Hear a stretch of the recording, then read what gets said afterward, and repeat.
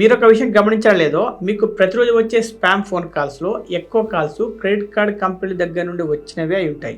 ఒక home loan తీసుకోమని, ఒక గోల్డ్ లోన్ తీసుకోమని ఎవరు స్పామ్ కాల్స్ చేయరు. ఎందుకు? క్రెడిట్ కార్డులు అంటేనే బ్యాంకులకు ఏటీఎం లాంటివి. ఎంత కావాలంటే అంత, ఎప్పుడు కావాలంటే అప్పుడు డబ్బులు తీసుకోవచ్చు. ఎందుకంటే క్రెడిట్ కార్డ్ కంపెనీలు వసూలు చేసే ఇంట్రెస్ట్ రేట్స్ మామూలుగా ఉండవు. మీరెవరికైనా ప్రామిస్ నోట్ మీద అప్పించారనుకోండి, మీరు కేవలం నెలకు ₹2 వడ్డీ మాత్రమే వసూలు చేసుకోగలుగుతారు. కానీ క్రెడిట్ కార్డ్ కంపెనీలు వసూలు చేసే ఇంట్రెస్ట్ ఎంత ఉంటుందంటే సంవత్సరానికి 36 నుండి 40% దాకా ఉంటుంది. అంటే మన భాషలో చెప్పాలంటే నెలకు ₹3 ఇంట్రెస్ట్, ₹4 ఇంట్రెస్ట్ ఇలా ఉంటుందన్నమాట. క్రెడిట్ కార్డ్ అప్పు మీరు కట్టలేదు అనుకోండి, అది ఎన్ని సంవత్సరాలు డబుల్ అవుతుందో మీకు తెలుసా? అది మీరు తెలుసుకోవాలంటే 72ను ఇంట్రెస్ట్ రేట్ తో డివైడ్ చేయండి. అంటే 72 ఇంట్రెస్ట్ రేట్.